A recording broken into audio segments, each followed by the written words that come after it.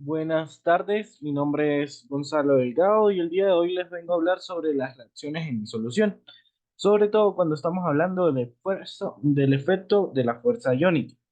Entonces, antes de comenzar como tal con el tema, vamos a hablar de qué es una disolución. Entonces, en la química conocemos que una disolución es una mezcla homogénea que se da entre un soluto y un solvente. Soluto y un solvente. Y se puede decir que esta mezcla pues no se puede distinguir del uno y el otro, ¿sí? Por eso se conoce como una mezcla homogénea. Entonces tenemos que en la química existen diferentes tipos, ¿sí? Entonces estos diferentes tipos hacen referencia a que podemos encontrar disoluciones de tipo gas, líquido o gaseosas. Entonces cuando hablamos de gas, podríamos pensar en la disolución que existe entre el oxígeno y el aire, ¿sí? O el aire que se encuentra disuelto también en este oxígeno. También hablamos de el agua y la sal, por ejemplo, y también cuando se habla de aleaciones, como puede ser una aleación en el caso de los metales, ¿sí? Cuando, por ejemplo, hablamos de una aleación de cobre y zinc. Entonces, ya sabemos que tenemos diferentes tipos, pero hoy nos vamos a enfocar en las reacciones en disolución. Entonces, tenemos que estas reacciones en disolución pues son diferentes a las reacciones que se dan cuando hablamos de gases. ¿Y a qué se debe esto? Pues a que las moléculas están mucho más unidas, como podemos ver a través de la imagen, que cuando sucede en un gas. ¿Sí? Como podemos ver aquí, dice liquid empty space, ¿sí? Hay un 50% de menos de lugares vacíos. En cambio, en el gas hablamos de un 99,8% de espacios vacíos.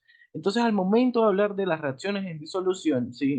Sobre todo cuando hablamos de líquidos, pues esta es mucho, mucho más diferente que cuando se da a través de un gas. Entonces, tenemos distintos conceptos que debemos tener en cuenta. Entonces, tenemos la tasa de reacción y las colisiones efectivas y la energía de las colisiones. Entonces, tenemos que esta tasa de reacción y colisiones es proporcional a la tasa de colisiones en los reactivos. Entonces, esto lo que nos quiere decir es que en cuanto más frecuente colisionan las partículas de los reactivos, más rápido procederá a hacer esta reacción. También tenemos ahora el término de colisiones efectivas. Entonces, se sabe que para que ocurra una reacción, las especies reactivas deben colisionar en una orientación específica que permita el contacto entre los átomos o los iones que pues van a ir a formar este nuevo producto que nosotros queremos encontrar. Y también hablamos de la energía de las colisiones. Entonces, cuando se da una reacción o cuando se da una colisión, mejor dicho, debe existir la energía adecuada para que se lleve a cabo pues este proceso y nos entregue este nuevo producto que queremos. Sí, entonces, nuevamente aquí también podemos hacer referencia pues al concepto de energía de activación. Entonces, que es la energía mínima requerida para una colisión exitosa. Y entonces aquí cuando la orientación y la energía de estas colisiones afectan significativamente la tasa general de la reacción. Y tenemos que existen casos limitantes, tanto en las reacciones en disolución. ¿Qué hablan de estos casos limitantes? Existe un control por difusión y existe un control por energía de activación. Cuando se habla de un control por difusión, tenemos que las reacciones que son controladas por esto son aquellas en las que la velocidad de reacción está directamente relacionada con la velocidad de transporte de los reactivos.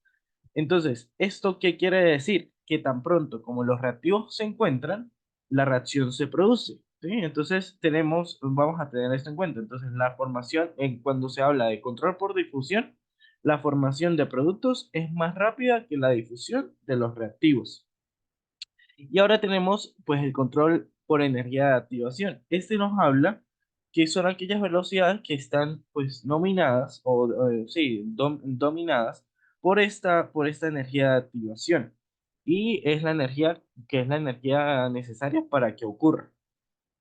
Entonces, tenemos que en estas se incluyen las reacciones exorgónicas, que requieren un aporte inicial de energía para superar la barrera de activación antes de proceder a la liberación de esta misma energía.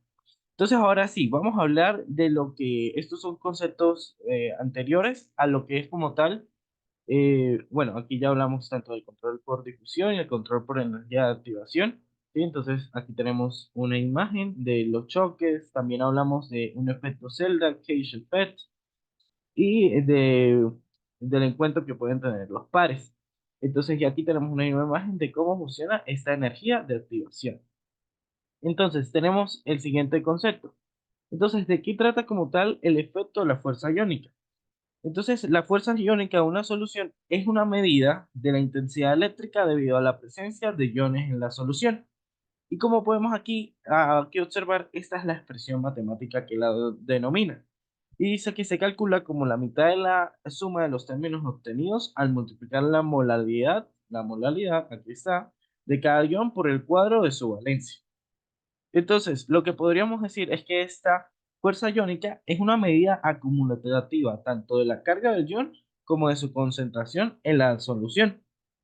Entonces, tenemos aquí, cuando hablamos sobre todo de la fuerza iónica, pues venimos a hablar de aniones, de iones. Entonces, tenemos aquí estas estructuras. Por ejemplo, aquí tenemos el cloruro de sodio, ¿sí? Entonces, tenemos que las soluciones, pues también las podemos dividir en electrolíticas o electrolíticas o no electrolíticas.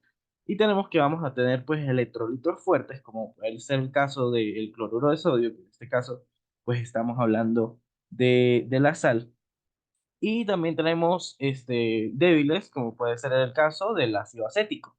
Entonces, ¿por qué es importante esto de la fuerza iónica en la cinética química?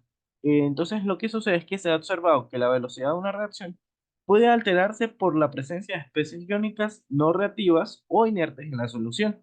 Y este efecto es notable cuando la reacción ocurre entre iones, incluso a bajas concentraciones. Y a esta influencia de las especies cargadas en la velocidad de la reacción se le llama también efecto salino, ¿sí? Entonces, vamos a hablar de dos efectos principales. Entonces, tenemos el efecto de la sal primario.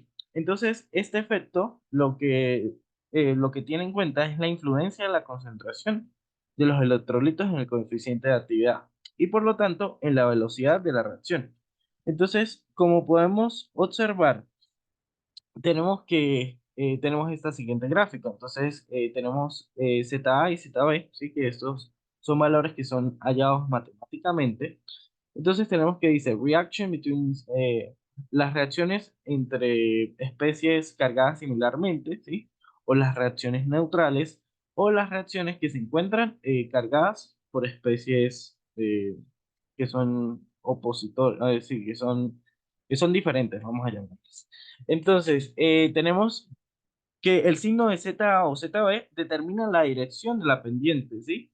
Entonces, si uno de los reactivos es una molécula neutra, Z o ZB es cero. Y se espera que la constante de velocidad sea independiente de esta fuerza iónica.